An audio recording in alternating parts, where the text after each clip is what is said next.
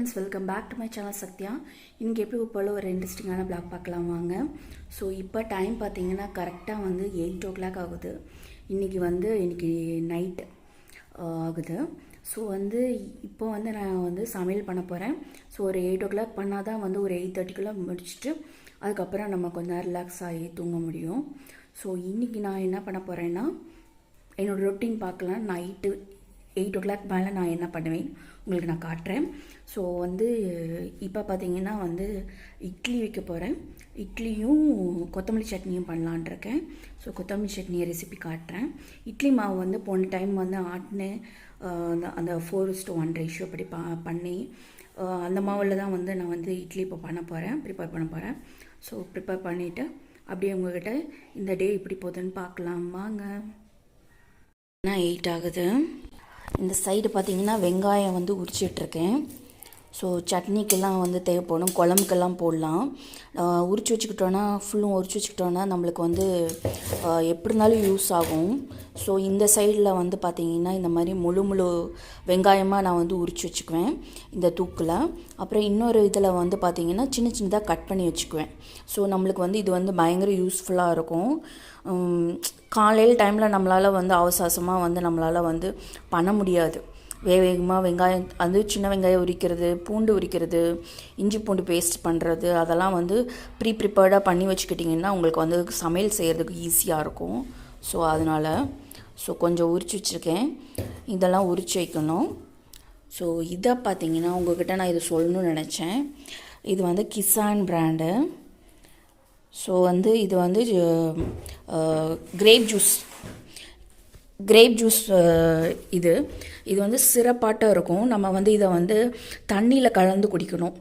தண்ணி கொஞ்சம் ஒரு டம்ளரில் வச்சுருந்தீங்கன்னா இது ஒரு 3-4 ஸ்பூன் போட்டிங்கன்னா கிரேப் ஜூஸ் குடிக்கலாம். இது ஐஸ் கட்டி கூட போட்டுக்கலாம்.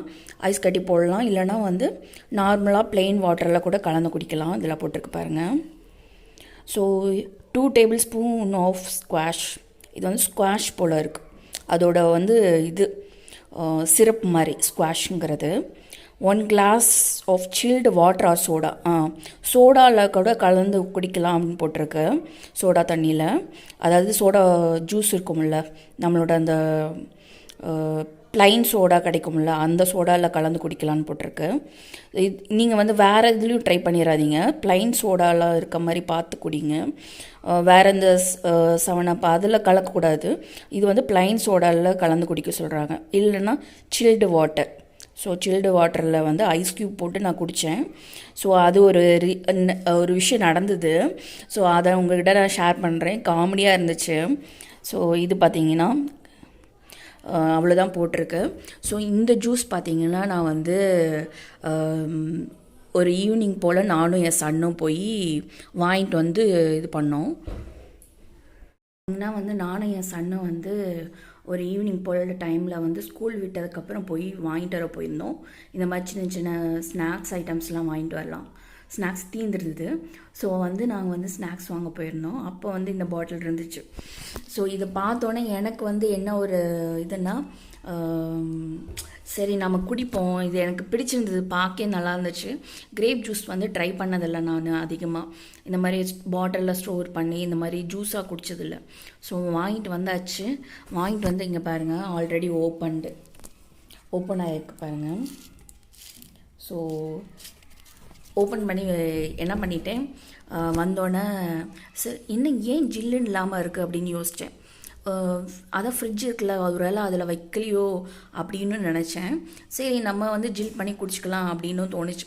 சரி நம்ம இப்போது ஃபஸ்ட்டு கொஞ்சமாக ஊற்றி குடிச்சு பார்ப்போம் எப்படி இருக்குது அப்படின்ட்டு ஓப்பன் பண்ணி நானும் குடிச்சிட்டேன். என்னம்மா என்னது இது ஜூஸா இவ்வளோ இனிப்பாக இருக்குது. ஒரு வேளை இந்த மாதிரி ஃப்ளேவர் பிடிச்சவங்களுக்கு பிடிக்குமோ என்னமோ அப்படின்னு நினச்சிட்டு நானும் இன்னும் சரி கொஞ்சமாக குடிச்சு தானே பார்த்தோம், அதனால தெரியலையோ என்னமோ அப்படின்ட்டு இன்னொரு மடக்கு வேறு குடித்தேன். அம்மாடியோ இந்த இதுக்கு நம்மளால் குடிக்க முடியாது போல இருக்கே அப்படின்னு நினச்சிட்டு சண்டை சொல்லிகிட்ருக்கேன். என் பையன்ட்ட சொல்கிறேன், இல்லை மோனிஸே எனக்கு பிடிக்கலடா, இது ஃப்ளேவரே என்னமோ மாதிரி இருக்குது, நீ வேணால் குடிச்சு பார்க்குறியா கொஞ்சம் அப்படின்னு. நான் என்ன பண்ணிட்டேன், அவனுக்கு கொடுத்தேன். அவன் குடிச்சு பார்த்துட்டு அம்மா எனக்கு வேணவே வேணாமா அப்படின்ட்டான். அப்புறம் தான் 2 பேருமே தெரிச்சு ஓடிட்டோம். பார்த்தோம் அதுலேருந்து. குடிக்கிறதுக்கே எனக்கு வந்து கஷ்டமாக இருந்துச்சு. அப்புறமேட்டு சரி இந்த ஜூஸ் வந்து எதில் பண்ணியிருக்காங்க அப்படின்ட்டு இந்த இன்க்ரீடியன்ட்ஸ் போட்டிருப்பாங்கள்ல, பின்னாடி இன்க்ரீடியன்ட்ஸ் போட்டிருப்பாங்கள்ல, அந்த இன்க்ரீடியன்ட்ஸ் பார்த்துட்டு இருந்தேன். அந்த இன்க்ரீடியன்ட்ஸ் பார்க்குறப்ப தான் எனக்கு ஒரு விஷயம் தெரிஞ்சிச்சு.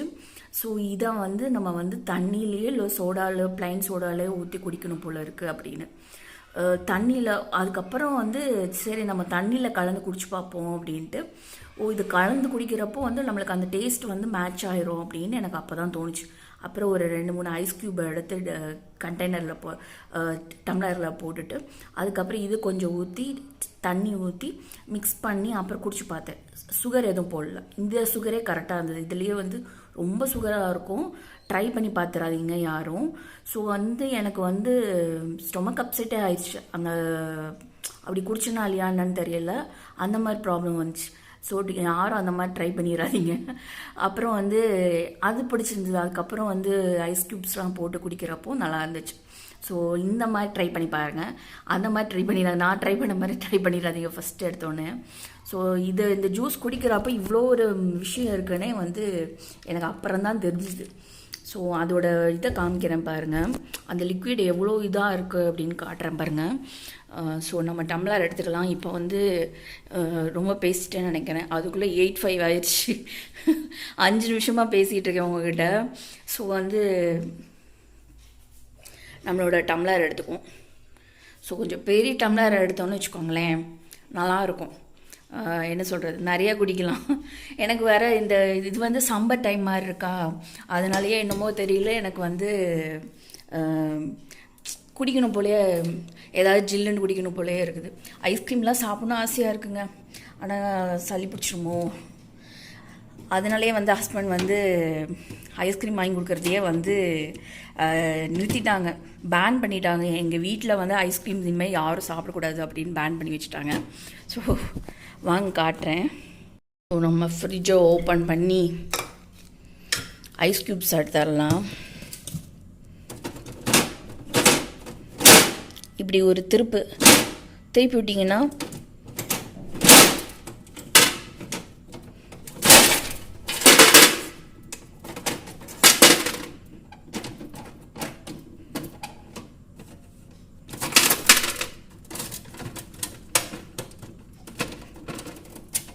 என்னாச்சுன்னு தெரியல.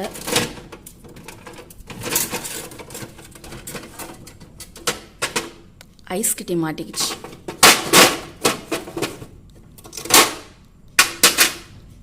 ஸோ என்னடா இது திடீர்னு ஐஸ் ட்ரேயில் ஐஸ் தண்ணி ஊற்றி வைக்கணும்.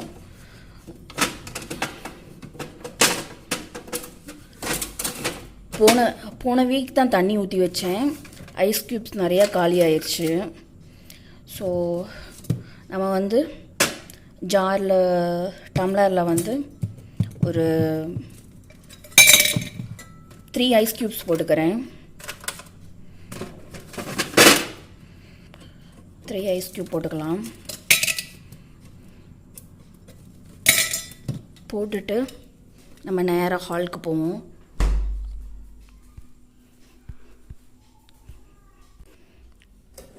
ஸோ ஒரு 3 ஐஸ் க்யூப் போட்டிருக்கேன்.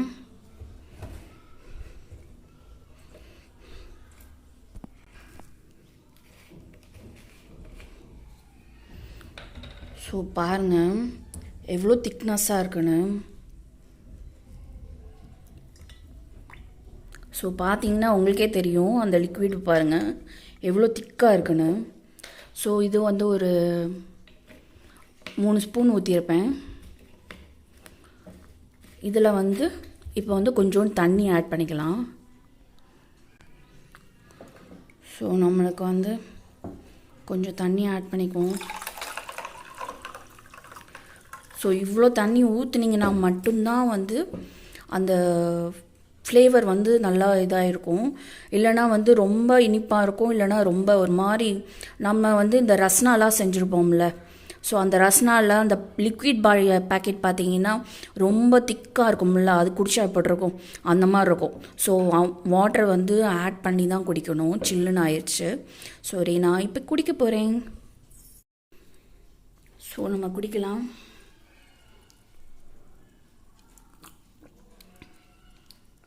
சரி, டேஸ்ட்டாக இருக்குது. நம்ம வந்து கிரேப் ஜூஸ் வந்து எத்தனை பேர் சாப்பிடுவாங்கன்னு தெரியாது. ஜூஸ் கிடையாது, கிரேப்ஸ் வந்து பிளாக் கிரேப்ஸ் வந்து நிறையா பேர் சாப்பிட மாட்டாங்க. அந்த மாதிரி இருக்கிறவங்க இந்த மாதிரி ட்ரை பண்ணி பாருங்கள். ஜூஸ் ஏதாவது ரெடிமேடாக இப்படி கிடச்சிதுன்னா. ஏன்னா வந்து கிரேப் நம்ம வீட்டில் போடுற மாதிரி கிரேப்ஸ் ஜூஸ் போட்டோன்னா அதை வந்து ஃபில்டர் பண்ணி அதுக்கப்புறம் வந்து அது சில டேஸ்ட் டிஃபராக இருக்கும். இந்த மாதிரி ஜூஸ்னால் கொஞ்சம் சாப்பிட்ற மாதிரி இருக்கும், குடிக்கிற மாதிரி இருக்கும். அதனால் ஸோ நான் வந்து இப்போ வந்து ஜூஸை குடிச்சிட்டு போய் இட்லி செய்ய போகிறேன். ஃபஸ்ட்டு ஜூஸை மெதுவாக குடிச்சிடலாம்.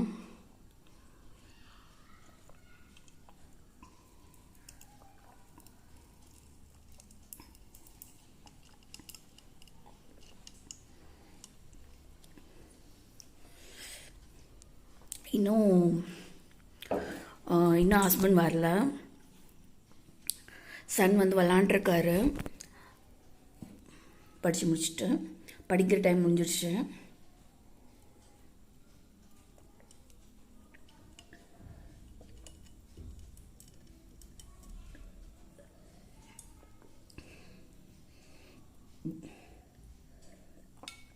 இதில் பார்த்திங்கன்னா நான் இன்னொன்று நோட்டீஸ் பண்ணேன். நல்லா பாருங்களேன்.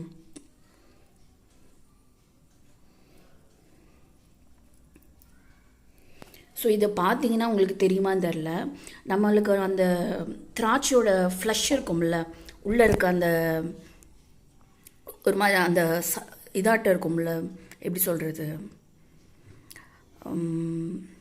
நம்ம வந்து சாதாரணமாக கிரேப் ஜூஸ் போட்டோன்னா உள்ளே இருக்க ப்ளம்பும் வந்து க்ரஷ் பண்ணால் எப்படி இருக்கும், ஒரு கொஞ்சம் வந்து அந்த ஃப்ளஷ்ஷாட்டாக இருக்க மாதிரி இருக்கும். ஸோ அந்த இதெல்லாம் வந்து நல்லா தெரியுது. இதில் வந்து அந்த இது நிறையா இருக்க மாதிரி இருக்கும். ஸோ இது வந்து எனக்கு தெரிஞ்சு நல்லா தான் இருக்குது, ஜூஸ் நல்லா தான் இருக்குது. நான் வந்து ட்ரை பண்ண தெரியாமல் ட்ரை பண்ணிட்டேன் ஃபஸ்ட்டு.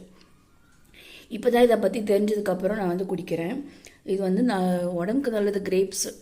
ஸோ அதனால் வந்து ட்ரை பண்ணுறேன். அது மட்டும் இல்லாமல் மற்ற ஜூஸில் வந்து நம்ம மற்ற பழம்லாம் சாப்பிட்ருவோம். இந்த பழம் வந்து நம்ம வந்து அதிகமாக வாங்க மாட்டோம். இந்த பன்னீர் கிரேப்ஸ் அது மாதிரிலாம் சொல்லுவாங்க, நல்லது தான் உடம்புக்கு. நான் வந்து க்ரீன் கிரேப்ஸ் சாப்பிடுவேன், அதுவும் இனிப்பாக இருந்தால் தான் சாப்பிடுவேன். பிளாக் கிரேப்ஸ் வந்து நான் சாப்பிட்ருவேன். எங்கள் வீட்டில் பார்த்திங்கன்னா 2 பேரும் சாப்பிட மாட்டாங்க. அது என்ன சொல்கிறது, அந்த ஃப்ளஷை மட்டும் அந்த தோலெல்லாம் எடுத்துகிட்டு தோலை வந்து துப்பிடுவாங்க. ஸோ தோல்லையும் சத்து இருக்குல்ல, அதெல்லாம் சாப்பிட்ணும்.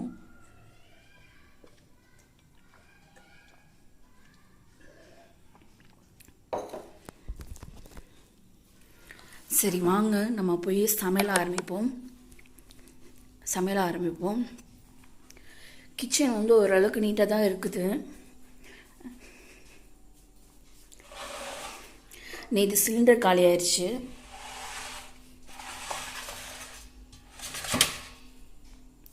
நேற்று நான் வந்து மத்தியானமாக காலையிலையோ சமையல் பண்ணிகிட்டு இருக்கப்போ திடீர்னு என்னடா இவ்வளோ நேரம் ஆகியும் வேகலையா அப்படின்னு எட்டி பார்க்குறேன். இன்னும் வேகலையாண்டு கீழே பார்க்குறேன், கேஸ் தீர்ந்துருக்கு. கேஸ் தீர்ந்து ஸ்டவ்வெல்லாம் ஆஃப் ஆகிருக்கு. நான் அது கூட தெரியாமல் கொஞ்ச நேரம் டைம் வேறு விட்டுட்டேன். சரி வாங்க நம்ம சமையல் ஆரம்பிப்போம். இந்த சைடு பார்த்திங்கன்னா இட்லி மாவு எடுத்துட்டேன். இட்லி ஊற்றணும். இன்னும் இவ்வளோ தான் இருக்குது மாவு. இன்னொரு இதில் வந்து தோசை மாவு வச்சுருக்கேன். அதாவது இதுலேயே கொஞ்சம் தண்ணி ஆட் பண்ணி தோசை மாவாக எடுத்து வச்சுருக்கேன், அந்த ஒயிட் கலர் கண்டெய்னரில். இந்த சம்மடத்தில் வந்து நான் வந்து இட்லி மாவு வைப்பேன். கொஞ்ச நாள் வந்து நல்லா ஸ்டோர் ஆகுறதுக்கு, ரொம்ப புளிக்காமல் நல்லாயிருக்கும். அதுக்காக இந்த சம்மடத்தில் வச்சுருக்கேன். நல்லா கலக்கிக்கலாம். அடியிலெல்லாம் மாவு வந்து ஸ்டோர் ஆகிருக்கும். நம்ம எப்பயுமே வந்து இட்லி செய்கிறப்போ இந்த மாதிரி அடியிலேருந்து நல்லா கலக்கி விட்டு எடுத்து மோந்து வைங்க. ஸோ ஸோ இட்லி பாத்திரம் வச்சாச்சு. இதில் ஒரு சம்பு நிறையா தண்ணி ஊற்றிக்கலாம். தண்ணி ஊற்றி வச்சாச்சு இட்லிக்கு. ஸோ இந்த சைடு வந்து இந்த எண்ணெய் வந்து வேஸ்ட் பண்ண வேணான்ட்டு எடுத்து வச்சுருக்கேன். ஸோ ஒரு 2 வெங்காயம் வந்து கட் பண்ணி வச்சுக்கோங்க, சும்மா ரஃப்பாக. ஒரு பச்சை மிளகா, ஒரு தக்காளி, கொஞ்சம் கருவேப்பிலை போட்டுக்கோங்க. கருவேப்பிலை வந்து உடம்புக்கு ரொம்ப நல்லதில்ல, ஸோ அது கொஞ்சம் ஆட் பண்ணிக்கலாம். அது கொஞ்சம். அப்புறம் பார்த்தீங்கன்னா கொத்தமல்லி தழை நிறையா வேணும், ஏன்னா கொத்தமல்லி சட்னி தானே பண்ண போகிறோம். ஸோ அதனால் இதெல்லாம் வேணும். இதெல்லாம் கட் பண்ணிவிட்டு பார்க்குறேன். ஸோ நம்ம வந்து இட்லி ஊற்றியாச்சு. இப்போ டைம் பாருங்கள், 8:30 ஆயிடுச்சு. இதெல்லாம் கட் பண்ணிவிட்டு நமக்கு சட்னி அரைப்போம். இப்போ பார்த்தீங்கன்னா வந்து பச்சை மிளகாவும் பெரிய வெங்காயம் நறுக்கி போட்டிருக்கேன். நல்லா தடியாகவே நறுக்குங்க, ரொம்ப சின்ன சின்னதாலாம் நறுக்க வேணாம். அப்போ தான் வந்து நல்லாயிருக்கும், நிறையா வந்த மாதிரியும் குக்கும் குவான்டிட்டி, இல்லைனா ரொம்ப வதங்கிடும் வெங்காயம்.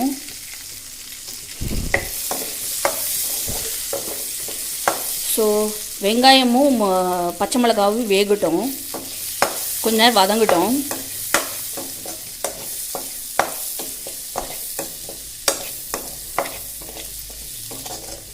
கொஞ்ச நேரம் வதங்கட்டும். இப்போ வந்து தக்காளி ஆட் பண்ணிக்கலாம்.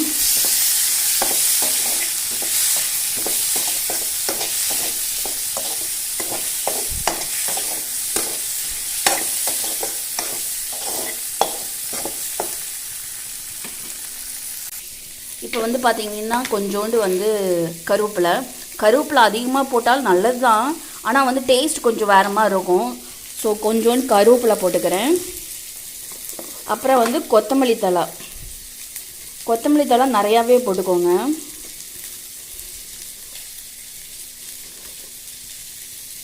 ஒரு கை நிறையா போட்டுக்கிறேன் கொத்தமல்லி தழை. போட்டு நல்லா வதக்கிக்கோங்க.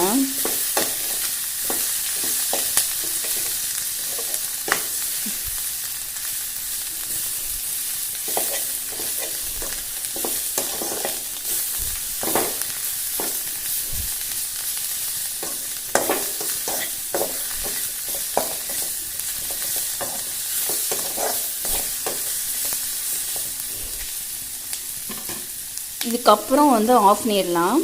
இது கொஞ்சம் சூடு ஆறுனதுக்கப்புறம் மிக்ஸி ஜாரில் போட்டு ஃபைனாக அரைச்சிக்கிட்டோன்னா நம்மளோட கொத்தமல்லி சட்னி ரெடி ஆயிரும். நம்மளோட சட்னியும் ரெடி ஆயிடுச்சு. ஸோ டேஸ்ட்டும் நல்லா இருக்குது, செமையாக இருக்குது. இந்த சைடு பார்த்திங்கன்னா இட்லியும் வெந்துருச்சு. ஸோ சாப்பிட்லாம். இன்னொரு வீடியோட உங்களை மீட் பண்ணுறேன்.